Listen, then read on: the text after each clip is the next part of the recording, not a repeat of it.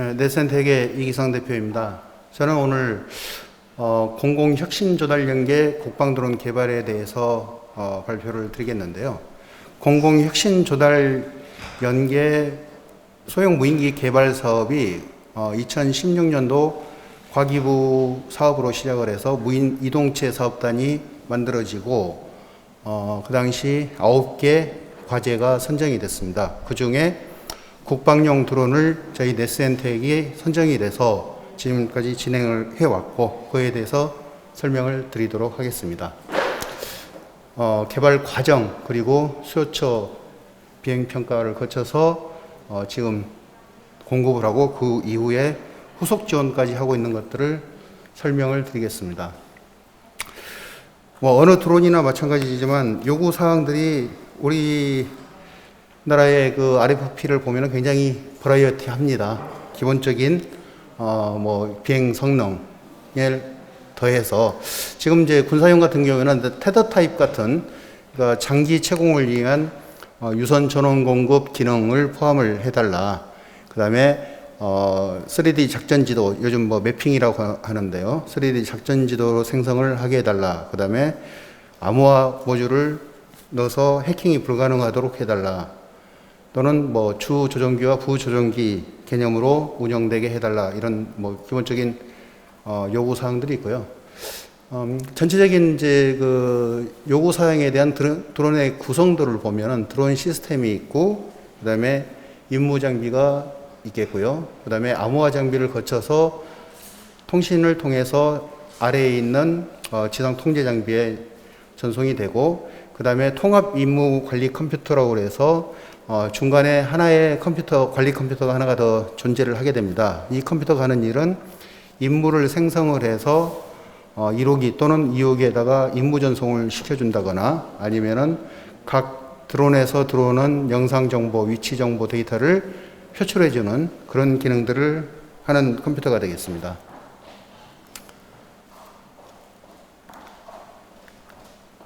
개발 과정입니다. 드론 시스템 같은 경우는 이제 기본적으로 비행 제어 시스템, 그 다음에 비행 제어 하드웨어 플랫폼이 있어야 되겠고요. 그 다음에 통합 지상 제어 장비, 그 다음에 임무 장비를 처리하기 위해서는 주야간 영상 처리 장비가 개발이 돼야 됐고요.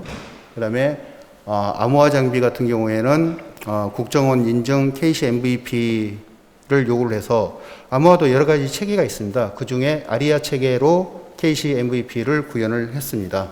그래서 통합 시험을 거쳐서 수요처와 함께 운용 시험을 거쳐서 현재까지 왔습니다. 이제 시작은 2016년도 12월 달 정도에 저희들이 선정이 됐었고요. 그 다음에 17년, 18년 거쳐서 18년도 5월 정도에 3월부터 5월까지 수요처는 국방부입니다. 국방부와 운용시험을 거쳐서 그 다음에 6월 달에 최종 평가를 받고 12월 달에 우수 조달로 등록이 되게 됩니다. 무인 이동체 사업단의 공공조달 연계 사업으로 된 이유가요. 과기부와 조달청이 협약에 의해서 과제 성공 제품에 대해서 우수조달에 등록해준다라는 협약이 있었습니다. 그 예를 통해서 저희가 우수조달에 등록이 됐고요. 그때부터서 실제로 올라간 그 원가 분석 등을 통해서 단가가 결정이 되고 실제로는 2019년 7월 달부터 온라인 조달청에 올라가게 돼 있었습니다. 그래서 실제로는 7월부터서 자고 일어나면 한 대씩, 내일 또 자고 일어나면 한 대씩 이렇게 주문이 들어와줬으면 좋겠는데 현실은 그렇지는 않고요. 그래도 그 조달청을 통해서 각 지자체, 기관 그리고 특히 군부대의 많은 수량이 현재 공급이 되어 있는 상태입니다. 개발 내용입니다. 시스템 블록으로 보면은 일단 기본적으로는 일반적으로 드론이 갖춰야 될 센서 부위하고 그다음에 메인 코어, 그다음에 임무 장비 쪽 짐벌 시스템 여기에 덧붙여서 암호화 장비가 있겠고요. 그다음에 보시다시피 통합 임무 관리 컴퓨터가 존재를 하고 이 통신과 통신 사이에는 KC MVP 암호화로 해킹이 불가능한 상태로 구성이 되어 있습니다. 그 다음에 임무별로 분류를 좀 해봤습니다. RFP에 요구되어 있는 사항들의 내용들을 가지고 이제 몇 개로 분할을 해서 이 각각의 기능들을 어느 부위에서 담당을 하는지 좀 표현을 해봤고요. 여기에서 마이너스 고도 운영이라는 거는 산 꼭대기에서 산 아래로 드론을 보내는 경우도 있습니다. 이제 그런 것에 대비하기 위한 그런 기능이 되겠고요. 그 다음에 전체적인 비행체 프로세스입니다. 이륙부터 시작해서 복귀, 착륙까지 어느 시점에 어떤 플래그가 살았을 때 어떤 행위를 하고 어떤 회피 기동을 하는지 거기에 대한 에러에 대한 대책 이런 부분들이 지금 정리가 되어 있는 것을 볼 수 있겠습니다. 그 다음에 가장 어떻게 보면은 저희가 이제 디자인하고는 사실 좀 멀지 않습니까? 그래서 디자인 전문 업체를 통해서 이거 같은 의뢰를 했습니다. 각 분야마다 전문가들이 따로 있기 때문에 그래서 디자인을 의뢰를 해서 이거를 금형으로 저희들이 제작을 했습니다. 영상 시스템입니다. 영상 시스템 같은 경우에는 마땅한 짐벌이 구매품들이 국내에 거의 없습니다. 결국에는 저희들도 2000년대부터서 우리 필요한 짐벌들은 우리가 제작해서 주로 사용을 해왔습니다. 역시 마찬가지로 저희 같은 경우에는 주야간 짐벌이 동시 탑재가 돼야 되기 때문에 탑론 주간 카메라, 그 다음에 플리어사의 버손 320이 아니라 640입니다. 640으로 해서 저희들이 구조 설계, 그 다음에 제어 보드 설계를 통해서 실제 짐벌을 구현을 했습니다. 내부적으로 보면은 이제 영상 처리 보드 같은 경우에는 여러 저기로 나눠져 있습니다. 여기에서는 영상 정보를 디지털 정보화 시키고 그것을 또 압축하고 그 다음에 이더넷으로 쏴줄 수 스트리밍할 수 있는 기능까지 들어가 있는 게 되겠습니다. 암호화 장비 같은 경우에는 그 이전에도 우리나라에 암호화 장비들을 쓰는 곳이 많았기 때문에 이미 있었는데 드론에 적용을 하려고 하다 보니까 이더넷 베이스뿐만이 아니라 시리얼 데이터까지 업다운 링크가 시리얼 데이터로 되기 때문에 그 업다운 링크까지 한꺼번에 암호화 시킬 수 있는 그 장비가 필요로 해서 별도로 저희 드론용으로 새로 설계를 해서 제작을 했습니다. 이때에 요구됐던 사항 중에 하나가 뭐냐면은 영상 정보 같은 드론에서 나오는 영상 정보도 기체에 암호화 시켜서 저장을 하고 플라이트 로그 같은 경우도 암호화 시켜서 저장을 하자였는데 나중에 이렇게 개발 과정에서 보니까 보안 관리를 하고 있는 지금 안보사죠. 안보사 의견은 기체에는 어떤 정보도 탑재하지 않는다가 기본이라고 합니다. 그래서 개발만 해놓고 실제는 저장을 안 하고 지금 현재들 쓰고 있습니다. 보통 이제 영상 정보나 데이터 같은 경우에는 암호화 거친 상태에서 지상 장비로 들어온 그 영상을 저장을 해서 지금 주로 쓰고 있는 편이고요. 그 다음에 통합 관제 컴퓨터의 화면 일부입니다. 이 장비도 내부적으로 요구했던 사항 중에 하나가 뭐냐면은 MTI 기능, 무빙 타겟 인디케이터. 그러니까 어느 영상 중에서 차량이 하나 움직이고 있다, 또는 사람이 걸어가고 있다. 움직이는 드론에 달린 카메라에서 그 영상 내에서 움직이는 물체를 추적하는, 표시해주는 그런 기능들도 군에서 요구를 했습니다. 그래서 그런 기능들이 중앙통제 컴퓨터에 탑재가 됐고요. 그 다음에 저희도 열심히 매핑 기능까지도 집어넣습니다. 그 다음에 테더 시스템 같은 경우에는 발전기 또는 상전원을 이용을 해서 장시간 채공이 가능한 그 기능을 저희들이 시험을 했었고요.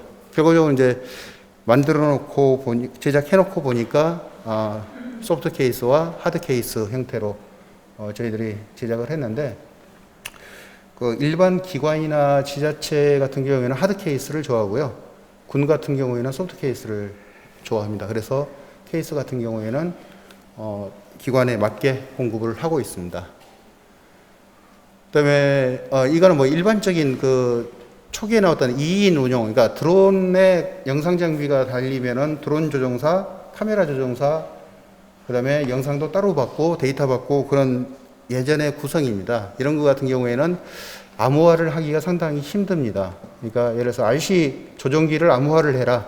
뭐 이미 전파단으로 나와버리기 때문에 그건 암호화가 거의 불가능한 상태가 되는 거죠.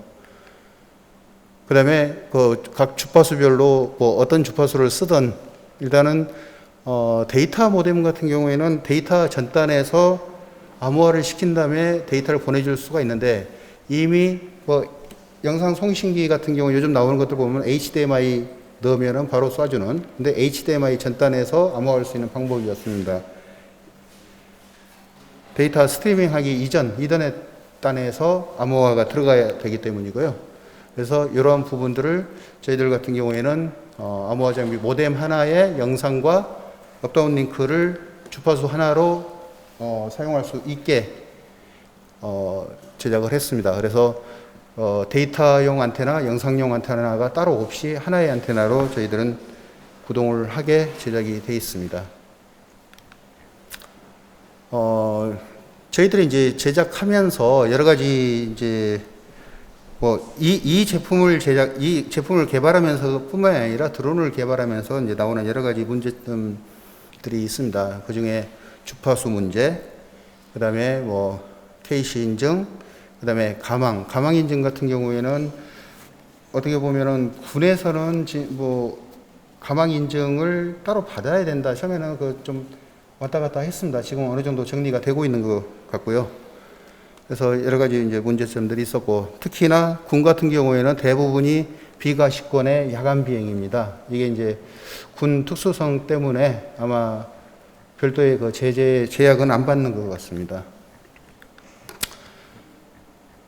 자, 이렇게 개발된 제품이 저희가 시험했던 장면입니다. 국방부와 함께 시험했던 장면인데, 먼저 현충원에 가서 기본적인 비행 기능 시험을 했었고요. 그 다음에 산에서도 시험을 해보자. 그래서 산의 지표, 그러니까 산과 충돌 방지 기능 이런 것들을 시험을 하고, 그 다음에 매핑 기능도 시험을 했었고요. 그 다음에 바다 쪽에서 해상 운영 시험도 해봐야 된다 해서 바다 강화 선착장에 가서 저희들이 시험을 좀 했었고요. 이때가 2018년도입니다. 지금 여기 나와 있는 영상들은. 그리고 운용수송 시험, 서울공항이 한 달에 한 번 쉬는 날이 있답니다. 그래서 어느 정도 넓고 하기 때문에 장거리 3km까지 시험도 가능 여부를 했었고요. 그 다음에 이제 그 안정성 시험, 장애물이라든지 아니면 프로비 하나 프로비 하나 고장 났을 때 어떻게 작동을 하느냐, 그런 비상 상태에서의 작동 여부 시험, 그 다음에 재밍. 여기에 이제 데이터 재밍하고 GPS 재밍이 되어 있는데, 각각의 재밍이 들어왔을 때 생존성, 이 드론이 어떻게 생존을 하느냐, 그런 것들은 이제, 그래서 GPS 재밍 같은 경우는 상당히 잘 먹습니다. 통신 재밍보다도. 조그만 전파가만 약해도 GPS는 그냥 잃어버리는데, 그런 경우에 INS에 의해서 어느 정도 시간 동안은 위치를 에스티메이션 할 수 있게 저희들이 했었고요. 그 다음에 그동안 이제 운영됐던 내용들입니다. 여러 가지 이제 이건 동영상으로 뒤에 나오니까 다시 보여드리도록 하겠습니다. 그 다음에 강우 시험 같은 경우에는 아직까지도 보면은 기체가 있고 짐벌이 있는데, 그런 거에 대한 각각의 강우 시험을 할 표준들이 아직 없는 것 같습니다. 그래서 뭐 IP43이다, 뭐다, 그런 시험밖에는 사실은 못하는 거고요. 그 다음에 이제 저희 이제 기능들을 지금 보이고 있습니다. 기본적인 전망법. 그 다음에 매핑 기능 같은 경우에는 저희들이 처음에 없었기 때문에 저희 GCS에 매핑 루트 잡는 것부터 시작해서 모든 기능들을 개발을 해서 집어 넣어놨습니다. 그래서 지금 처음에 샘플로 했던 건데, 저희가 있었던 대전 테크노파크 건물이 되겠고요. 그 다음에 짐벌 같은 경우 조작, 그러니까 디지털 영상을 보낼 때 보면은 짧게는 0.2초, 많게는 0.5초 정도의 영상 딜레이가 발생을 합니다. 그런데 조이스틱을 가지고 내가 오른쪽으로 돌리다 보면은 0.5초 후에 쓴다는 거죠. 그러면 내가 지나버리니까 내가 보고 싶은 위치를 아예 영상에서 터치를 하면은 그 위치가 카메라 중앙으로 가는 그런 기능들이 추가가 되어 있고요. 그 다음에 옵션 기능으로는 트래킹 기능이 있습니다. 특정 경우는 십자 마크를 긁고 그 위치로 가는. 지도 소스 같은 경우에는 이제 기본적으로 쓰는 구글 지도, 그 다음에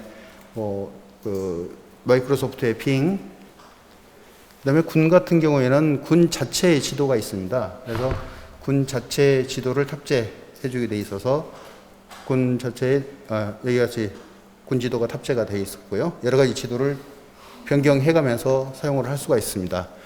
그 다음에 가시선 분석 기능이 있습니다. 특정 경로점에서 특정 경로점 또는 홈에서 어디까지의 그 가시선이 나오느냐, 최소한 몇 미터를 올라가야 얘가 통신이 되겠다라는 것을 알려주게 돼 있고, 임무 계획 단계에서 고도가 낮으면은 에러가 뜨면서 지금 고도는 얼마 해야 되는데 그걸로 바꾸겠습니까? 이렇게 나와버리기 때문에 원하는 거의 뭐 신경 안 쓰고 임무 계획을 세울 수 있게. 그러니까 저 기능이 없었을 때 실제 운용하다가 산에 들이박는 사고들이 종종 있었습니다. 근데 그 뒤로 지금 없고요. 거기에다가 지금은 DTD 레벨 정보를 가지고 산 나오면은 아예 미리 그냥 올라가 버리게 지금 프로그램이 되어 있습니다. 이게 이제 그 옵션 기능이 추적 기능입니다. 저 차량을 타겟 락을 해 놓으면은 짐벌이 알아서 쫓아가는 그 기능이 있고요. 그 다음에 비행기까지 쫓아가게 할 거냐는 버튼이 따로 있고, 버튼을 눌렀을 때에는 짐벌이 저 차량을 추적을 하면서 드론까지 같이 이동을 하게 되어 있고요. 그 다음에 영상 기반으로 착륙하는 기능을 지금 좀 넣어놨습니다. 그래서 야간에도 지금 야간에 시험하는 건데, 요즘 보면 A4G 뒤에다가 불 들어오게 하는 게 뭐가 있습니다. 사진 같은 거 이렇게 보기 위해 예전에 보면 사진 필름 볼 수 있는 그런 비슷한 거. 그래서 주간이든 야간이든 관계없이 착륙할 수 있는 정밀 착륙이 가능한 시험을 했었고요. 이 영상은 안 돌아가요. 이거 한번 쳐주면 아마 돌아갈 겁니다. 저거는 짐벌에서, 왼쪽 거는 짐벌에서 찍은 거고요. 이거는 옆에서 한번 찍어본 겁니다. 그래서 올렸다가 랜딩 명령을 줬을 때 저 위치를 찾아가는, 저희가 이제 보수적으로 CAP 0.5m라고 했는데 거의 뭐 10몇 cm 이내로 들어옵니다. 그래서 차량 지붕에다가 올려놓고 지붕에 내리게 하는 게 어느 정도 가능하게 됐고요. 아무튼 잘 내립니다. 넘어가겠습니다.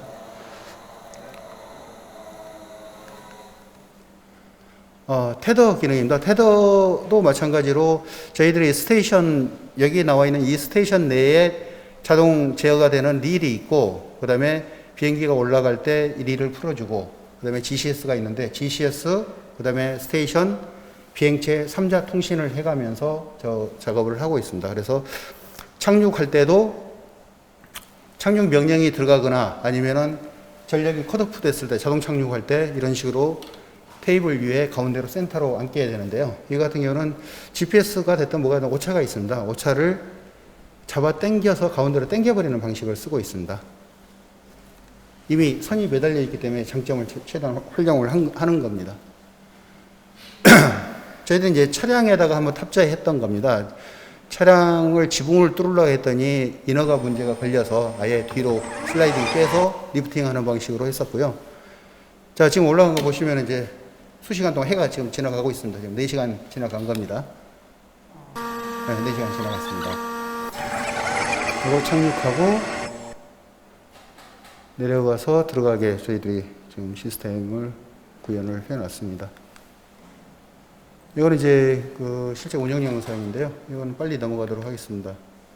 자, 다른 제품들은 납품을 하면은 업무가 종료가 되는데, 이 드론이라는 거는 납품을 한 순간부터서 일이 시작이 됩니다. 그러다 보니까 납품 후에 해야 될 일들이 상당히 많이 발생을 하게 되는데, 기술적인 지원, 그다음에 특히 군 같은 경우에는 그 안에 들어가는 모든 보안, 저희가 만들지도 않은 패드 안에 있는 하드웨어적, 예를 들어서 뭡니까, 와이파이라든가 브루투스 같은 것들을 다 죽여달라고 합니다.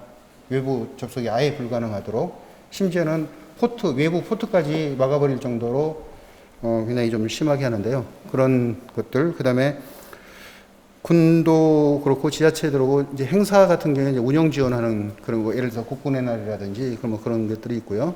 그 다음에 정비 같은 경우에는 운영 중 이제 파손됐던 거, 그 다음에 어떤 사고로 나왔을 때는 사고 분석들을 하는 게 이제 저희 일들이 시작을 하게 되는 거고요. 지금까지 공급된, 일부 저기는 좀 빠지는데요. 전국 각지로 가 있습니다. 전국 각지로 가 있다 보니까 저희 직원들이 출장을 하고 다니게 되는데, 여기 보면은 출장전 30회, 출장 9월, 10월 월별로 출장 이런 식으로 가다 보니까 직원들이 버티지 못합니다. 그래도 지금 출장 지원하고 정비 지원하는 친구가 한 4 정도 되는데, 4명이서 150대의 출하된 드론들을 다 커버를 하고 있습니다.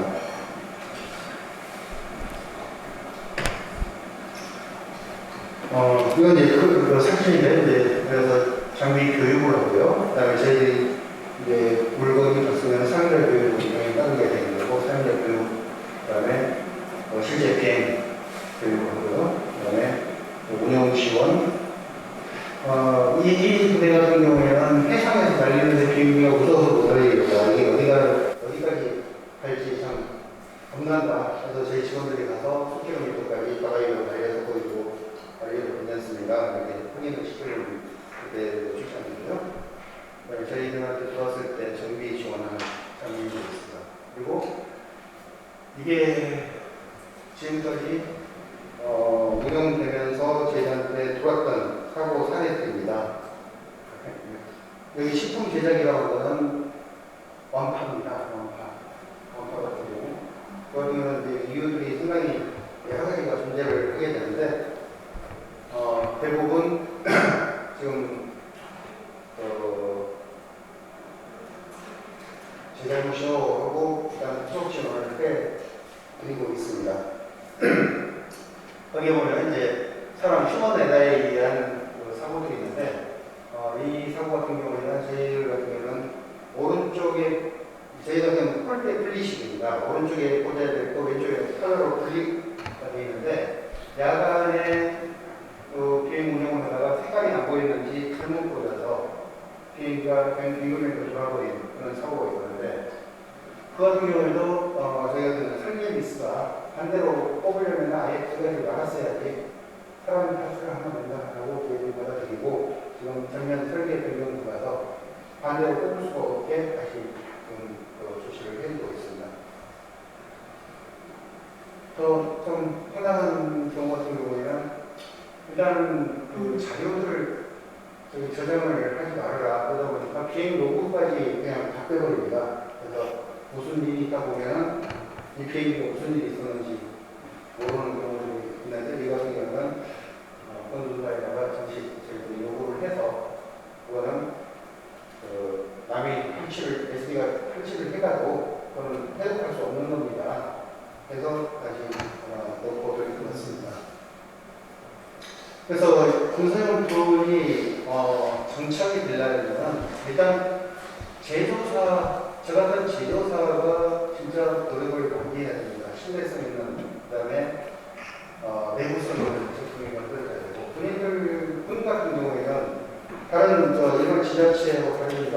하루 종일 합니다. 하루 종일 하는 건 어떤 도구를 보면은 새벽 0시부터도 그 다음날 25시간을 날리는 사람도 있습니다. 19개를 날렸었고, 그 정도로 날리다 보니까 굉장히 비행기 흡수가 많습니다. 그러기 위해서는 군사용 같은 경우에는 신뢰성과 내구성, 이게 가장 중요하고요. 그래야 기체 결함이라든지 이런 쪽에 대한 사고들이 줄을 수가 있고, 그 다음에 운영자의 실수, 운영자가 사람이라는 실수를 할 수가 있습니다. 그 실수를 얼마나 커버할 수 있는 그런 알고리즘을 개발해주느냐. 저희가 이제 사례 충돌하는 것을 보고 거기부터는 지금은 아예 사례 충돌을 아예 애초에 불가능하게 해놨습니다. 아예 내일까지 해놨습니다. 예를 들어서 여기에서 떠서 저 높은 산이 있는데 저 높은 산으로 보내면 산 타고 올라가 보게 해놨습니다. 아예. 그러니까 오히려 반대로 불만이 들어옵니다. 자기가 더 내리고 싶은데 비행기가 안 내려간다. 뭐 그런 이제 휴먼에 대한 대처 이런 것들이 하고 그다음에 무슨 사고가 났을 때 제대로 분석을 해서 대안을 찾아주는 것. 그래서 결과적으로 좀 더 지속적인 성능 개선을 통해서 그런 분산으로 정착되는 게 필요하다고 합니다.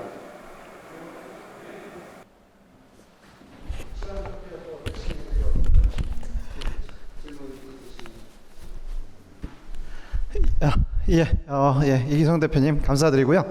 혹시 그 지금까지 군사용 드론에 대해서 저희 그 발표를 들었는데요. 혹시 뭐 궁금하신 점 있으면 질문을 좀 부탁드리겠습니다. 예, 플로우에서 그 손을 들어주시면. 예. 저기 발표를 해야 된다고 봅니다. 그러신 것 같습니다. 예. 지금 뭐 다양한 사례들을 감사합니다. 예.